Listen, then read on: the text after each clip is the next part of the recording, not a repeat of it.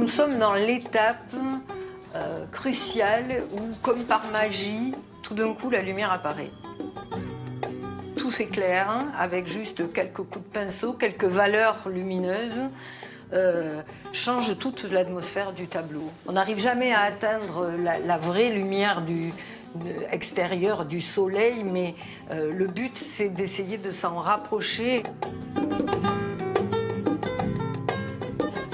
Quand ce sont des scènes extérieures, comme par exemple ici, là en l'occurrence une tonnelle, donc forcément la couleur de l'ombre sur ce mur qui est tout d'un coup éclairé, le soleil et la lumière passent quand même par cette tonnelle qui est ocre jaune, terre de sienne.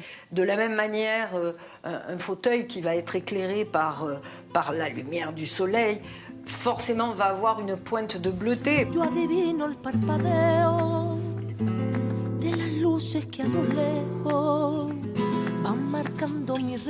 La photo est un support de mémoire parce que les émotions que j'ai ressenties quand j'étais là-bas, il n'y a que dans ma mémoire de peintre, parce qu'on a des yeux de peintre, on voit les choses en tant que peintre, c'est là maintenant que je le restitue.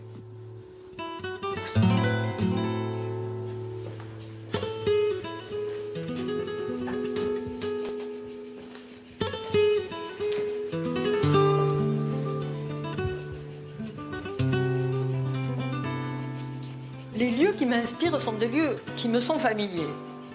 Là, par exemple, je suis en train de peindre mon petit Mazet, qui est à Montouliès, petit village minervois très très beau.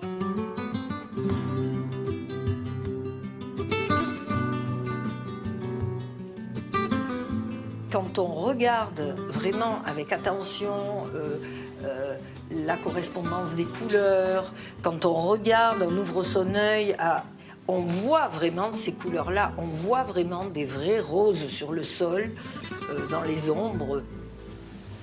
Là, je suis en train de poser des mauves, des bleus, des verts d'émeraude, assez improbables. Donc, je recule sans arrêt et je dis, ben non, ça fonctionne. Il faut être dans un tableau, dans l'exagération des couleurs. On est toujours en deçà de la réalité, sinon. C'est le plus important, je pense. Les couleurs, la manière de les poser et juste, d'ailleurs c'est le terme du peintre, de dire poser la couleur.